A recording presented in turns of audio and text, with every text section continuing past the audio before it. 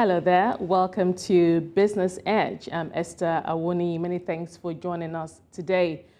Well, let's take you through our rundown today. On the show, we'll tell you how the cost of living crisis is forcing many Nigerian households and businesses to get creative on cutting costs, particularly what they spend on energy needs. Also on the show today, we'll be joined by a personal finance expert who will tell us how to achieve financial fitness in 2024. And also, it's been a busy week particularly for Nigeria's central bank governor. Well, he believes the naira is undervalued, contrary to popular belief that the currency is overvalued. The central bank is also targeting a 21.4 inflation rate for this year. Ambitious? Well, we'll be joined by a financial analyst to discuss this and more of the biggest business headlines so far this week. But before we head to our first conversation, let's bring you up to speed on business news making front and center right now.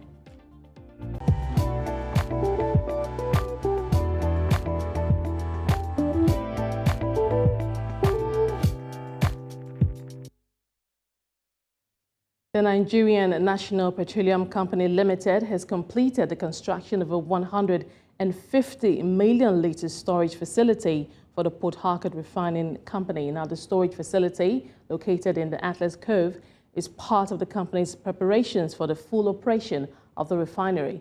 The NNPCL has also signed agreements for the rehabilitation of pipelines and storage facilities nationwide. The Atlas Cove Jetty, situated in Lagos State, serves as a crucial installation for receiving and distributing petroleum products in the western region of Nigeria.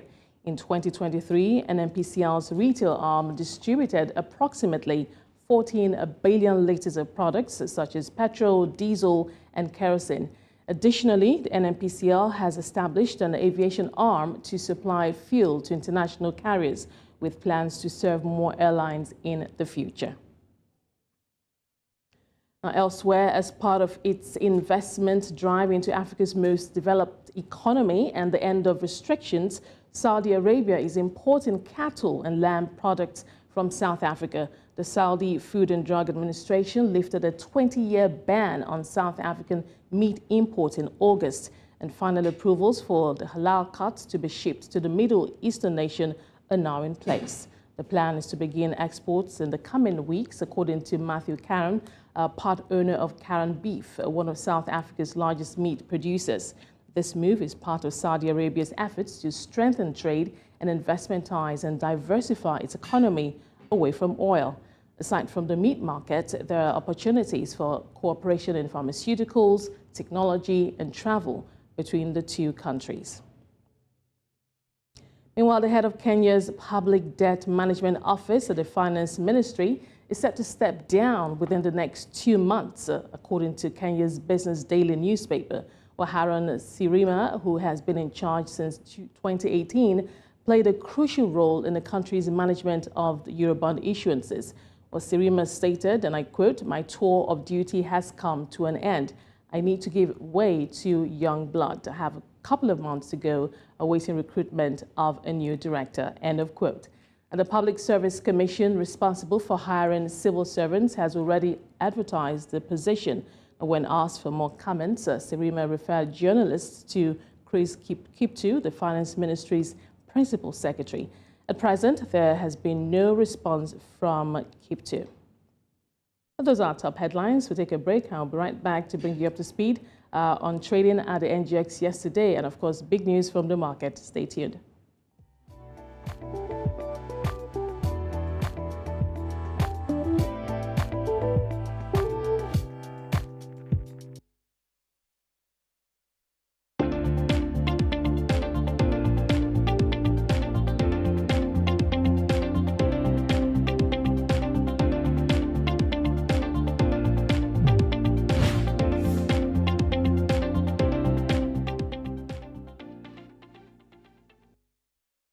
Welcome back. The Nigerian stock market surged to 2,954.14 points and crossing the 100,000 psychological mark, with industrial goods index leading the charge. Now, this year-to-date gain of 35.84% and 7.44% gain this week alone. But let's just get right to excuse me, to the numbers now. Well, there you have it, 101,571, an incredible number for the all-share index at the Nigerian exchange here in Lagos, Nigeria, the highest on record ever for the market. And of course, we're seeing the change yesterday, gains for the market at 3%, bringing of course, year to date to over 35%. Just 1 month, incredible. Obviously, the best performing market so far this year. Let's go over to the market capitalization. Let's see how that also performed. Also up 3% and at over 55.5 trillion. Now, let's quickly run through the top winners from yesterday's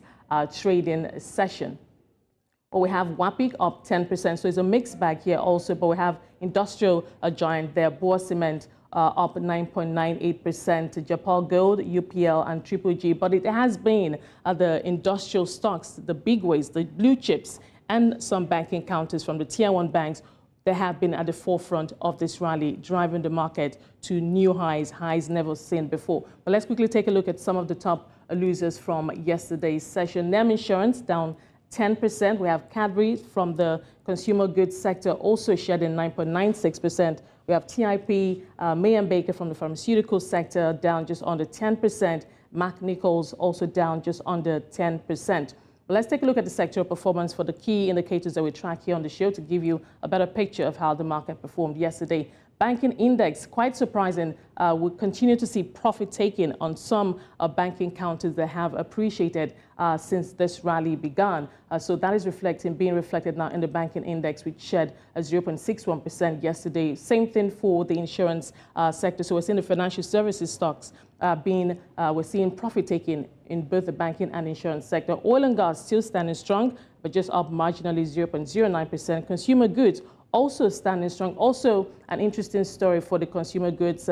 We know that for many of these countries, especially those who are exposed to the FX, they have been struggling with the FX scarcity. But of course, there are some particular names that are still standing strong. And I suppose there's also positive sentiment for some of the big names in that category. So consumer goods index up over 4%. Industrial goods, the shining star and the belle of the ball, if I must say, for the market so far, up 7.64% so far, led with the obvious, with the usual suspects, Boer Cement, Dangote Cement, Boer Sugar, and the rest of them.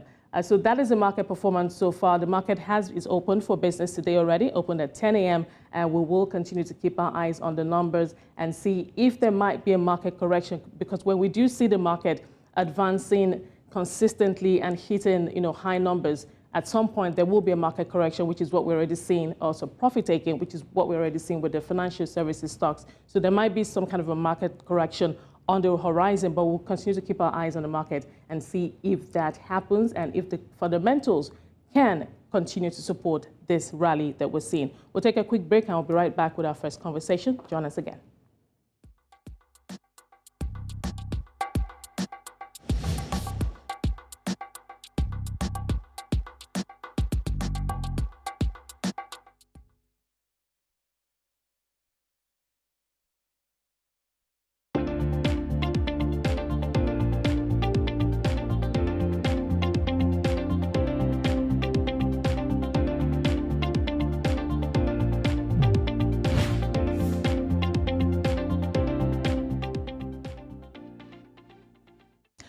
This week, Nigeria's central bank governor, Yemi Cardoso, said the naira is undervalued, and while the Apex Bank will work to ensure more transparency at the forex market, it will be targeting an inflation rate of 21.4% this year. Also, the Association of Bureau de Change Operators is pushing for authorization to publicly display the naira-dollar parallel market rate on online platforms, a move it says could address speculative attacks on the naira. Well, joining us to unpack some of this week's top business headlines is Chamberlain Peterside, a CEO, Excellent Capital Advisors. Chamberlain, thank you so much for joining us today. Thank you. Thank you, Esther. Well, let's start with the most recent biggest headline, and that's coming from comments made by the central bank governor yesterday, Yemi Cardoso, where he said that, first of all, the naira is undervalued, contrary to popular opinion that it's overvalued, and two, that the central bank will be targeting an inflation rate of 21.4% for 2024. What do you make of these statements? Let's start with the Naira being undervalued. Okay, well, as you just said, Naira is under attack. I believe that there's a lot of speculation that is going on in the market. And so what we see is not a true reflection of the value of the currency. I know that there had been persuasions in the past where IMF had insisted that the dual exchange rate should be discarded and combined, and as well as there should be some level of decline, if you like, gradual but cautious depreciation in the value of Naira.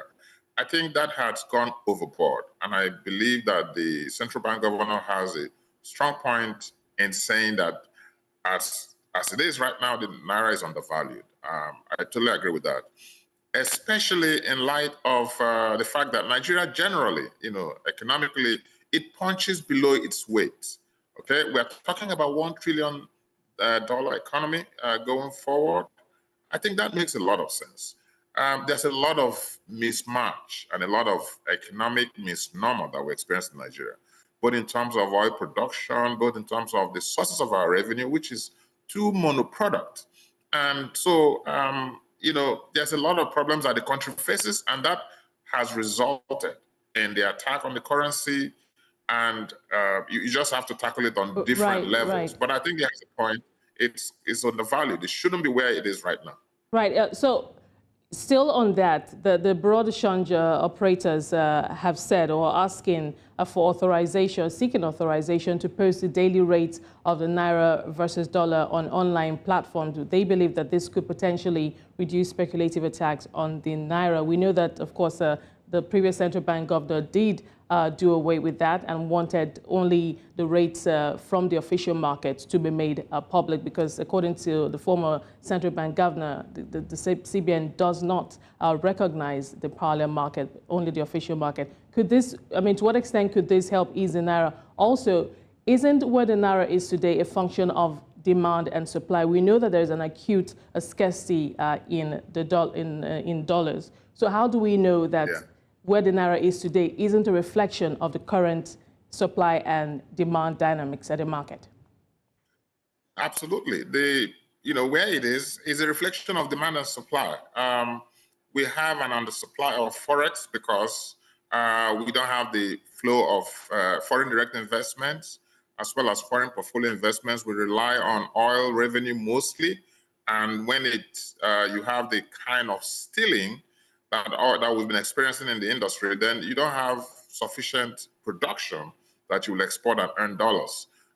Furthermore, we spend quite a bit of funds and Forex importing products, such as refined products, food, raw materials, that we otherwise should be producing locally.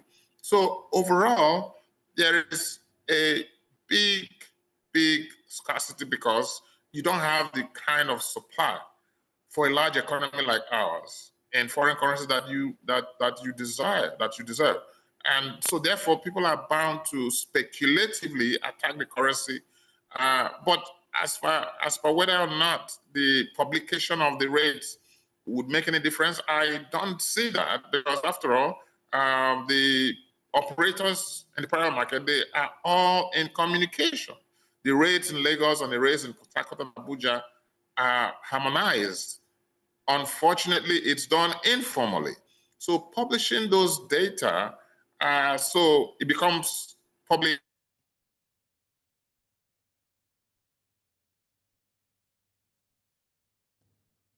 Well, it looks like we may have lost audio there from. Aboki FX was publishing. Go ahead, please. Publishing the rates. They came under attack by CBN, but ultimately people go online and try to see the rates on a daily basis, and Aboki FX became the standard source of that kind of information. So yes, if they want to go back to publishing it, that's fine. But how does it help with the rates? I don't see how that would drastically reduce. I wanted us to also talk about, because I have heard comments last I believe, late last year from the finance minister and the acting finance minister before him, who did say that Nigeria will be seeking and is hoping to get a more diaspora remittances come into the country. Now, we have seen that number drop in the last 2 years, but there is hope that it could pick up this year. To what extent could that also help boost the government's dollar reserves, I beg your pardon, and also that $1.5 billion loan from the World Bank that the federal government is seeking to also help for budget support and also to help strengthen the Naira? What are your thoughts? Esther, realistically, the first source of forex flow into the system is oil exports, okay? Proceeds from oil exports. The second highest source of forex flow into this system is diaspora remittances. It exceeds FDI and foreign portfolio investments combined. So it's a very, very important aspect of the forex dynamics. So when you see people going abroad, I think it plays a crucial role because the repatriation of their proceeds and their funds, it helps ultimately. But if you talk about the short-term borrowing, whether it's 1.5 billion from the World Bank or 3.5 billion through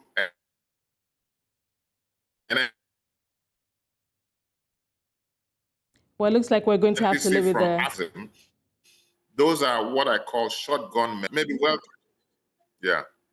Right, Chamberlain, we're going to have to leave it there. But thank you so much for talking to us today. We appreciate your time. We'll continue to obviously keep our eyes on these headlines, especially the Naira. We did see it weakening to as low as 1,400 Naira to the greenback yesterday, but we'll continue to check on the currency. Thank you for talking to us today. That was Chamberlain Peterside, CEO of Excellent Capital Partners, taking us through some top headlines we've seen so far this week. We'll take a quick break now. When we come back, we'll continue with the rest of the show. Do join us again.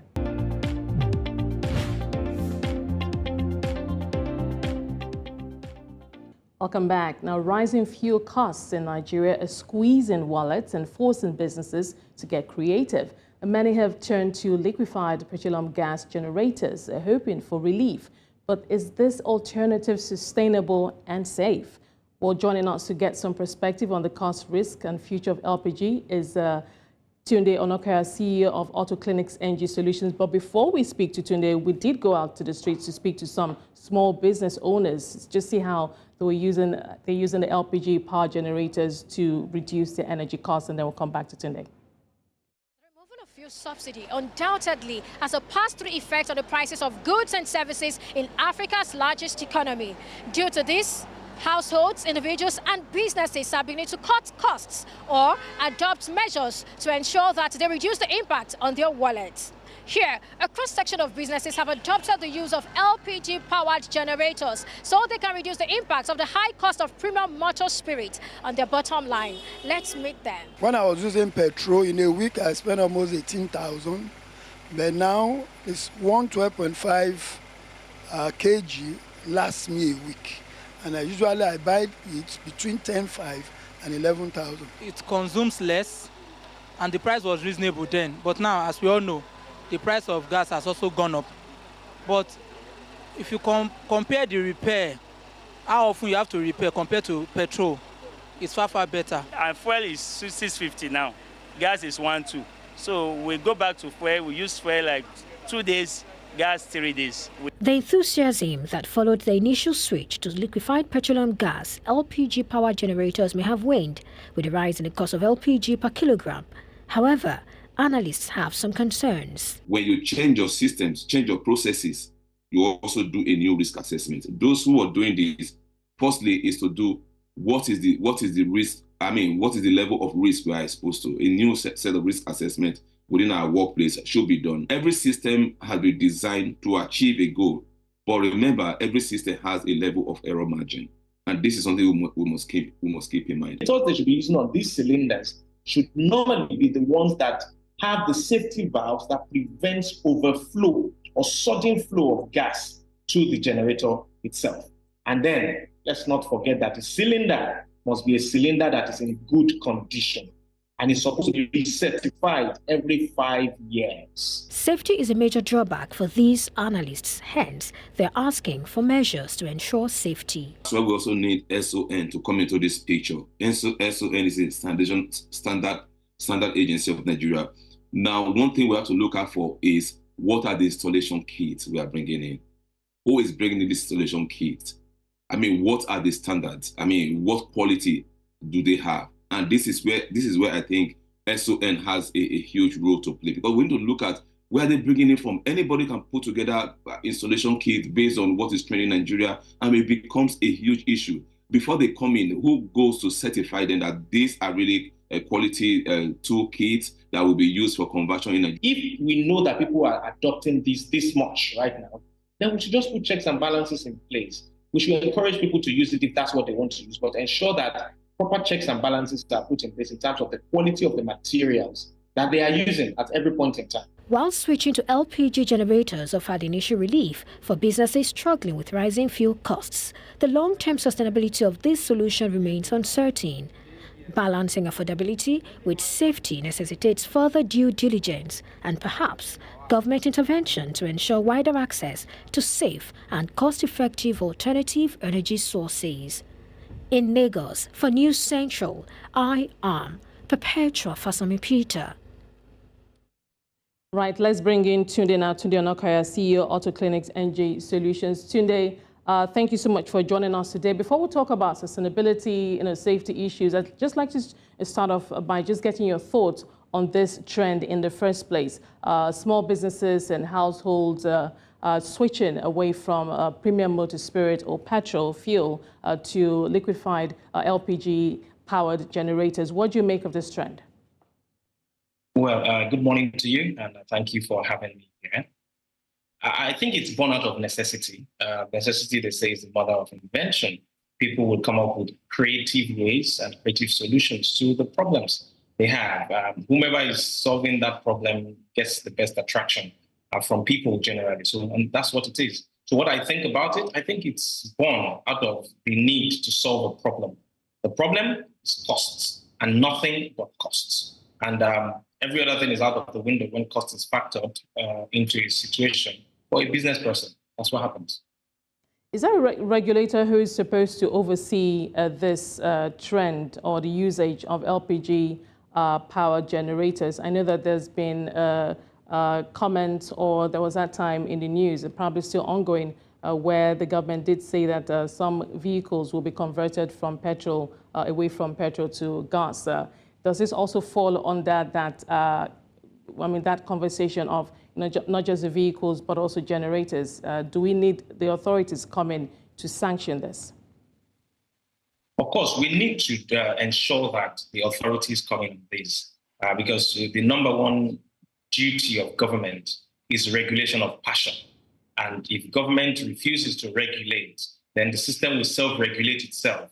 And when you leave it to the system to self-regulate itself, there are several factors that would come into play when that is happening. And this is something that you want to be sure that is within the minimum acceptable standards will be put in. So yes, the federal government talked about conversion of vehicles to be able to run on LPG and CNG. Now, it's important to know that there's a major difference between LPG and CNG. LPG is liquefied petroleum gas. That's what people used to cook in the house on those cylinders. And that is what is used for running most petrol generators that are now converted to run on petrol and to run on cooking gas. Now, that is LPG. CNG itself is mostly for automotive use and, of course, for diesel-powered generators, the heavy-duty generators. So there's a difference between the two. Government has paid a lot of attention to the CNG part of things, maybe because that affects directly the transportation and logistics business in Nigeria. That is seen as something that cuts across everybody. But for the LPG, for using generators, we haven't seen the government come out to say much or to do much about that. LPG usage in generator also needs to be regulated. And of course, that starts from the Standard Organization of Nigeria coming in and making sure that the quality of these conversion kits is the best quality available. Otherwise, people will be used to accepting whatever is the cheapest, and the cheapest may not necessarily be the safest. So yes, SON needs to come in, and NIMEC-E is there as well. That is Nigeria Institute of Mechanical Engineering. Can also step in this case and begin to look at what is safe, what is not safe. Then, of course, we have to look at it from not just the safety perspective. We have to look at it from the quality of the workmanship and other things as well. Oh, you mentioned conversion, but just let's take one or two steps back. Just help us understand the dynamics of an LPG power generator. How does it even work in the first place? Is there a limit to its use or capacity? And then we'll go on to other issues around it. Okay, so to get a vehicle, I'll talk about generator now. To get a generator to run on LPG, one fundamental modification will need to be made. That is the point of injection of fuel into that generator engine. Now, what you have traditionally on petrol generator is a fuel tank that is mounted above the generator, on top of the generator, which flows via gravity, so it doesn't use a pump. It is gravity. Once the tap is open, it flows through the hose that is there into the carburetor.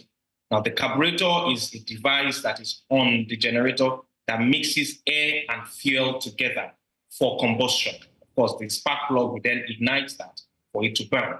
Now, upon conversion to gas, what happens now is that there is now a carburetor that allows for gas to be injected. In most cases, what you find is a hybrid. Those generators can still run on petrol. However, the carburetor that is now installed, the old one is taken out. The one that is now installed now has room for you to choose between running on petrol and running on gas. And so in this case now, people will use gas. So what happens is that in place of petrol going into that carburetor for mixture with air, it is gas that goes in there. And when that gas goes in there, the mixture is vaporized as it should be, and then the spark plug will ignite it. Do not forget that for fuel, that is petrol itself, to be ignited or used inside an engine, it also has to be vaporized. But gas is coming in vapor form already, and makes it easier for this generator to be able to run it.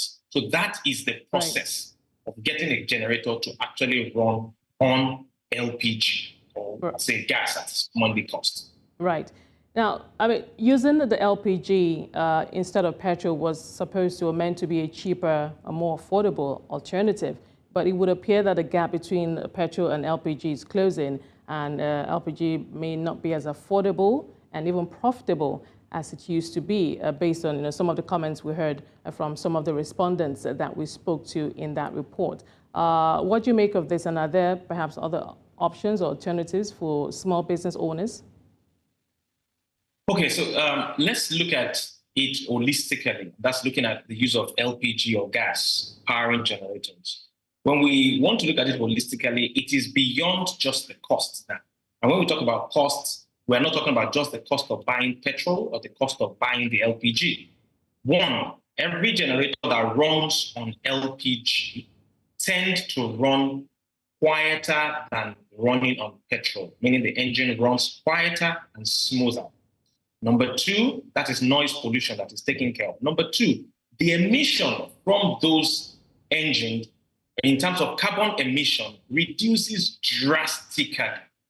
Now, reducing it drastically means we have a cleaner environment that we have. So it's more economically and environmentally friendly. Now, the third one is in terms of maintenance of that generator. So if we are looking at total cost of running and cost of ownership, the amount of servicing that generator would require would reduce, because the amount of impurities that we have in the petrol that it was running on before is what continuously fouls the engine oil in that generator, that makes it need repeated oil change at very short intervals. So not only are we looking at the costs of buying the fuel source, we are looking at the impact on the engine itself for the generator, and the reduction in maintenance that will be happening, as well as the cleaner air we have in the environment generally, coupled with the noise pollution that is greatly reduced. So yes, we can say that it is cheaper at the end of the day, considering everything around the use of LPG, to run on LPG than to run on petrol. Government should promote this because it is better for all of us to actually have such situations in this. However, talking about alternatives that businesses and their business owners have to look at, especially when it comes to costs of running the generator compared directly to the cost of buying petrol, because that's the only cost I can compare here immediately.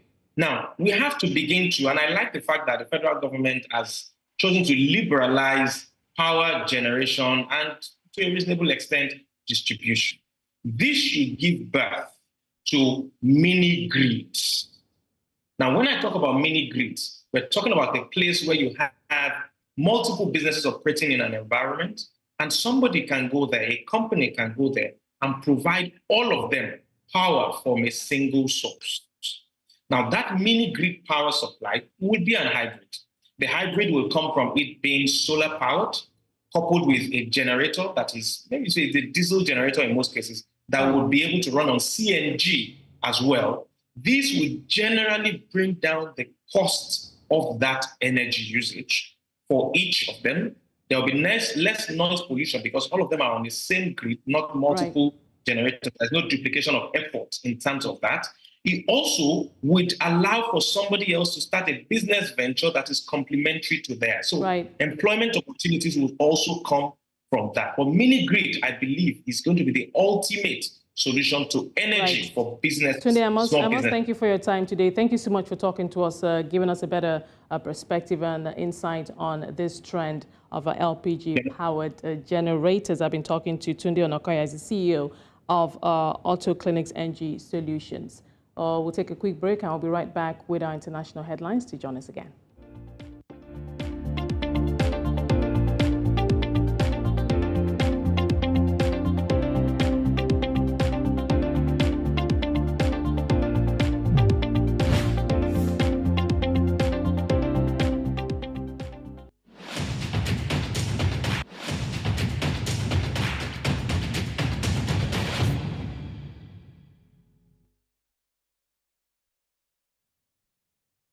On to our international headlines now. Britain's economy started 2024 on a stronger footing, according to a survey of businesses published on Wednesday that prompted investors to reduce their bets on the Bank of England moving quickly to cut interest rates.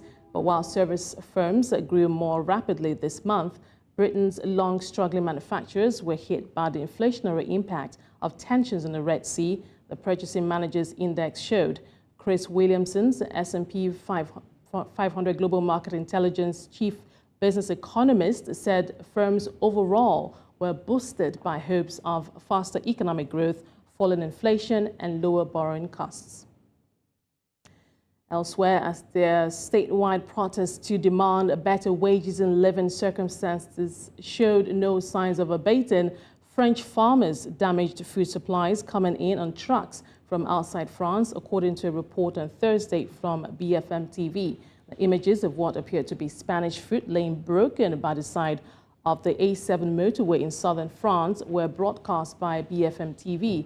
And numerous French farmers expressed their dissatisfaction over unfair competition from elsewhere.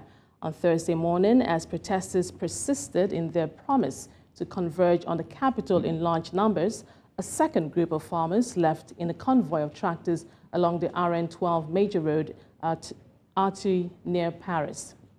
And at the commodities market, oil prices rose on Thursday after data showed the U.S. crude stockpiles fell more than expected last week, while the Chinese central bank's cut in bank's reserve ratio reinforced hopes of more stimulus measures and economic recovery. Brent crude futures were up 41 cents or 0.5% to $80.45 a barrel at somewhere around 7:30 GMT, while the U.S. West Texas Intermediate crude was up 44 cents or 0.6% at $75.53 a barrel.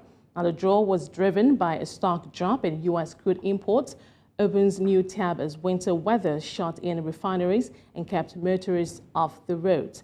U.S. crude output fell from a record tying 13.3 million barrels per day 2 weeks ago to a 5-month low of 12.3 million barrels per day last week after oil wells froze during an Arctic freeze.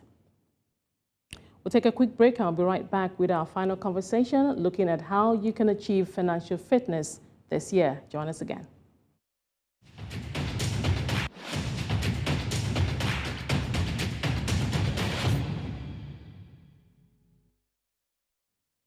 Welcome back. Now, managing our finances can be a daunting task sometimes, but financial experts say it's the only way to take charge of your money, knowing where it should go and where it shouldn't. Well, joining me to discuss how to take charge of your money this year is Sola Adesakin. She's a personal finance expert and founder Smart Stewards. Sola, thank you for joining us today.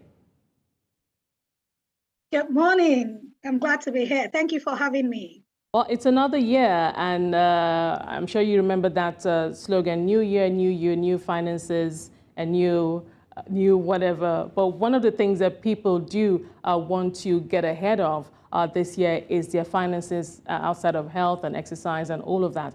But for those who are just wondering how they can, where to start, as it were, what would be your advice to them in terms of how they should begin to plan their finances? And this is cutting across, demographics, all age categories. Well, I guess for those who are already earning some kind of income. All right, thank you. Good question. I intend to use the word fitness to sort of explain what people should be doing this year. And I think the first thing is focus, right? Many times we get carried away by what is happening in the economy, what is happening on social media, and we subject ourselves to what people say. Oh, this is what the government is doing. This is what the government is not doing. So my first admonition is focus.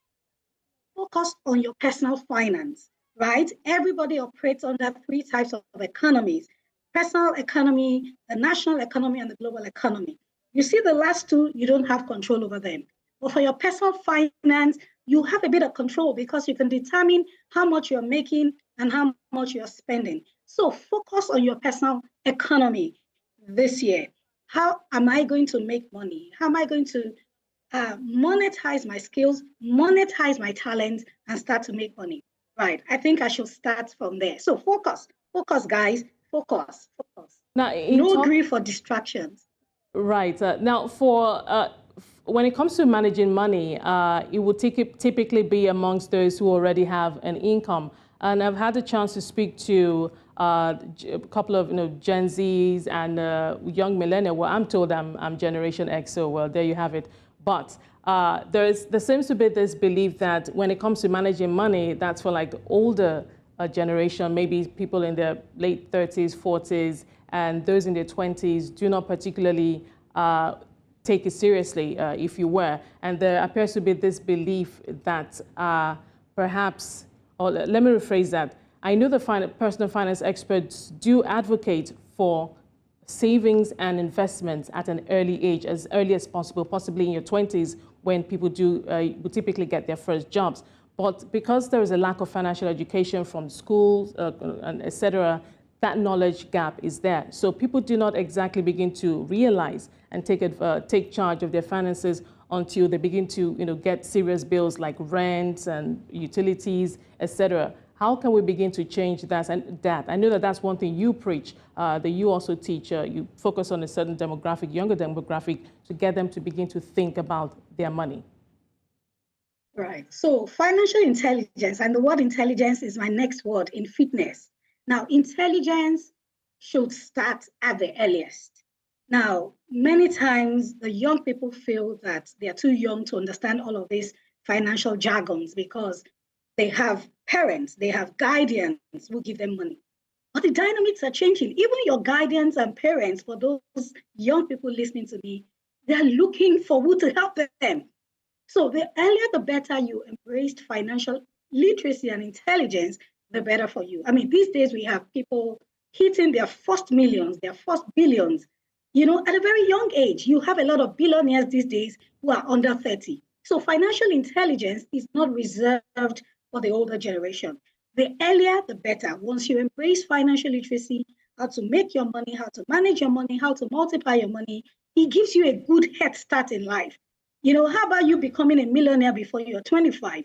How about you, you know what, helping people around you? How about you establishing a solid business that makes so much money? So what I'm saying is financial intelligence is not reserved for anybody in any age category. It is something that we must embrace at different age categories. And the earlier, the better. The earlier, the better. If you start to understand how to make your money, where to save your money, where to invest your money. So I advocate for financial literacy. And that's why at Smart Stewards, we have a junior club for children. We have a status club for those who are young adults. And of course, we have the general academy for those who are older. Catch them young, be caught young, right? Understand what it takes to make your money, to manage it, and to multiply. Right. Yeah. Shola, if I could just quickly come in here. Something else I suppose people will be thinking about, income earners will be thinking about, I mean, in the context of the state of the economy that we found ourselves in, is how to boost current incomes. Now, I'm sure you're familiar with the hustle side or the gig culture, as it were. That appears to be gaining momentum, and we're now in an economy or in an age where traditional jobs are no longer the only route to making an income. What do you think about the hustle culture or the gig culture, and how the different demographics can take advantage of that? Right, thank you. So I don't usually like to use the word hustle, so I think it sort of demeans or the essence of making money. But this is what I say. I tell people, expand your income sources. Right? Hustling has this stressful connotation to it. So I tell people, rather than use the word hustle, just keep saying, I want to expand my sources of income. When we talk about financial management or financial fitness, there are two ways by which you can improve your financial fitness. You're either making more money or you're cutting down your expenses. But we know that with the state of the economy, it is hard, and it is getting harder, right, to cut down on your expenses. You know what the inflation rate is, 28%. You know what the food inflation rate is, 32%. So what expenses exactly are you going to cut down on? So I focus on making more money. So when it comes to making more money, I tell people you can choose to make more money from different sources. You can earn a salary, you can start a business, you can monetize your talent, you can network, you can partner with people. So I am pro make more money using your gift and talent. Shola, if I could just quickly come in here, we have less than 2 minutes left, and I want you to quickly answer this question. What do you tell your clients, those you coach, what they should do on payday? What should they do when they get their paycheck? Do they save, invest? How should they proceed from there? So budgeting is your friend. This is what I teach, the 50, 30, 20% rule. Now, 50% of your income should necessarily go into your necessities, right? These are things like feeding, these are things like rent, these are things that like transportation and fuel, the things that are necessary for your sustenance and for your living. I would say 30% should go into your savings and investments. There's an adage that says that when you save money, money will save you. Saving money is putting money aside. Investing money is putting money, to work. So you need to save and invest for the future. And then the remaining 20%, take care of yourself. You only live once. We're not saying don't spend money or don't enjoy your life. We're saying do it smartly. So plan your money. And it shouldn't happen on payday. Because on payday, when money is in your hands, there's that adrenaline rushing in your brain. Do it before payday. Embrace and cultivate the habit of budgeting. And I just gave you a simple for doing that. Of course, any other budgeting types, but I think that is simple enough, to navigate. Well, thank you so much, Shola. So many gems there. And of course, bottom line, we all need to get smarter with our money. Thank you so much for talking to us today. Appreciate your time on the show. That was Sola Adesakin, personal finance expert and founder, Smart Stewards. Well, that's our show for today. Many thanks for being a part of it. Remember, you can find us on social media. We are at News Central TV. Also head to our website, newscentraltv.africa. From the team and I, it's bye for now.